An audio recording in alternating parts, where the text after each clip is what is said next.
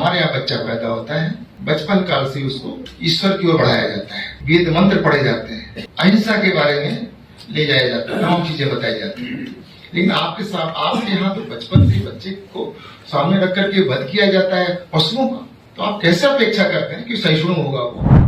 नमस्कार दोस्तों, स्वागत है आपका हमारे YouTube मंच हिंदवार पर। मैं हूं आपके साथ मनीष शर्मा। इलाहाबाद हाई कोर्ट के जस्टिस शेखर यादव ने 8 दिसंबर 2024 को विश्व हिंदू परिषद के कार्यक्रम में सांप्रदायिक भाषण दिया था।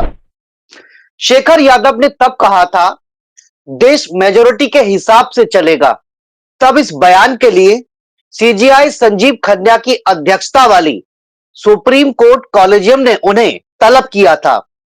सीजेआई ने इलाहाबाद हाई कोर्ट के चीफ जस्टिस अरुण भंसाली से जवाब मांगा था और तब माना यह जा रहा था कि एक तरह से जस्टिस शेखर यादव पर एक्शन वाली तलवार लटकी हुई है। लेकिन दोस्तों, सीजेआई संजीव खन्ना की फटकार या फिर नसीहत को जस्टिस शेखर कुमार यादव ने हल्के में ले लिया है। दोस्तों, कहीं जस्टिस शेखर कुमार यादव पद से इस्तीफा देकर राजनीति की राह तो नहीं पकड़ने वाले हैं। जस्टिस यादव ने एक पत्र हाईकोर्ट के मुख्य न्यायाधीश अरुण भंसाली को लिखा है और इसमें जिस तरह के अल्फाजों का इस्तेमाल किया गया है, उन्हें देखकर तो यही समझा जा सकता है कि सुप्रीम कोर्ट जो एक्शन उनके खिलाफ ले सकता है, उसका एहसास होने के बाद भी वह इसे चैलेंज के तौर पर ले रहे हैं। दोस्तों, मुख्य न्यायाधीश भंसाली ने भारत के मुख्य न्यायाधीश संजीव खन्ना से मुलाकात के बाद जस्टिस यादव से 17 दिसंबर को जवाब मांगा था।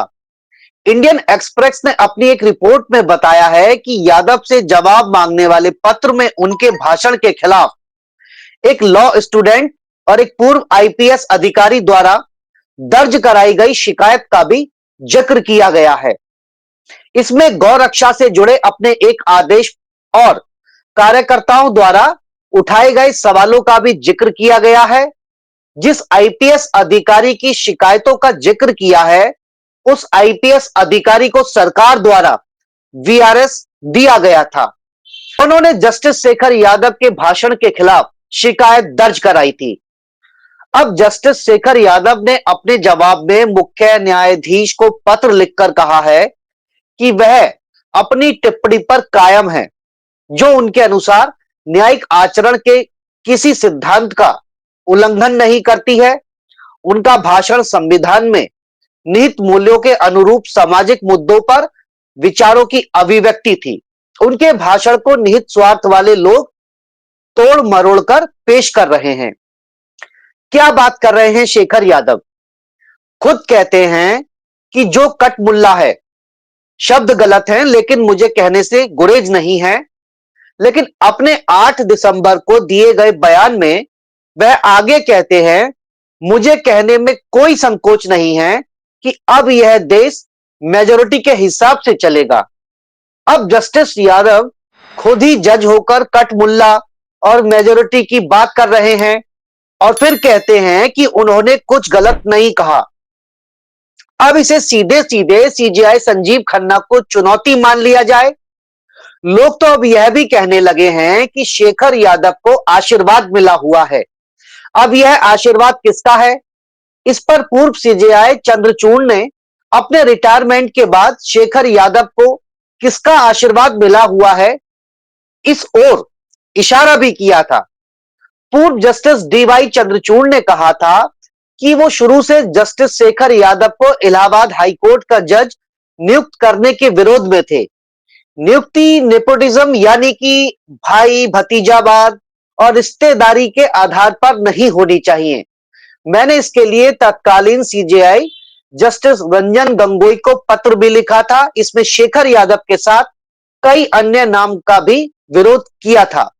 जस्टिस यादव के विरोध का कारण नेपोटिज्म, रिश्तेदारी और अन्य संबंधी होना चाहिए। किसी जज का रिश्तेदार होना ही कोई योग्यता नहीं है। नियुक्ति योग्यता के आधार पर होनी चाहिए। हालांकि पूर्व सीजेआई ने यह स्पष्ट नहीं किया कि किस रिश्तेदार के प्रभाव से उनकी नियुक्ति हुई है। अब यह आशीर्वाद किसी पावरफुल व्यक्ति का ही होगा। तभी तो सुप्रीम कोर्ट के चीफ जस्टिस संजीव खन्ना को चिट्ठी के जरिए जस्टिस यादव कह रहे हैं वह अपने बयान पर कायम हैं। यानी जस्टिस शेखर यादव को अपनी भाषा में मर्यादा दिख रही है।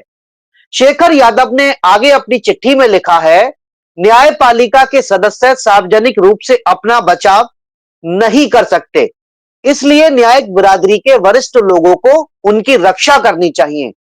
मतलब आप कुछ भी कहें, समाज को बांटने वाली बात करें और फिर आपको कोर्ट के लोग सपोर्ट करें। गजब है। अगर ऐसी ही स्थिति होगी तो आप किसी धर्म के प्रति कितना न्याय की उम्मीद रखेंगे। इंडियन एक्सप्रेस ने अपनी रिपोर्ट में यह भी कहा है कि जस्टिस यादव ने अपनी टिप्पणी के लिए माफी नहीं मांगी है। उन्होंने कहा है कि उनका भाषण संविधान के मूल्य के मुताबिक सामाजिक मुद्दों पर विचारों की अभिव्यक्ति थी, ना कि किसी समुदाय के प्रति घटना फैलाने के लिए। अब दोस्तों, जस्टिस यादव को अपनी टिप्पणी में कोई गलती नहीं दिखाई दे रही, जबकि उन्होंने मुस्लिम समुदाय के लिए कट मुल्ला जैसे आपत्तिजनक शब्दों का प्रयोग किया। जस्टिस यादव ने तो यहां तक कह दिया था कि मुस्लिम बच्चे हिंसा और पशुवध देखते हुए बड़े होते हैं, इसलिए उनमें सहिष्णुता और उदारता नहीं होती।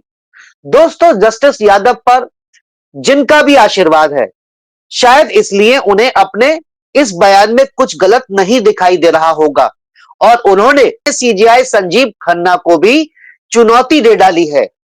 अब जिस चिट्ठी में जस्टिस यादव अपने आप को पाक साफ बता रहे हैं, उसी पर सुप्रीम कोर्ट के चीफ जस्टिस संजीव खन्ना क्या कुछ करते हैं, सबकी निगाहें उस ओर हैं।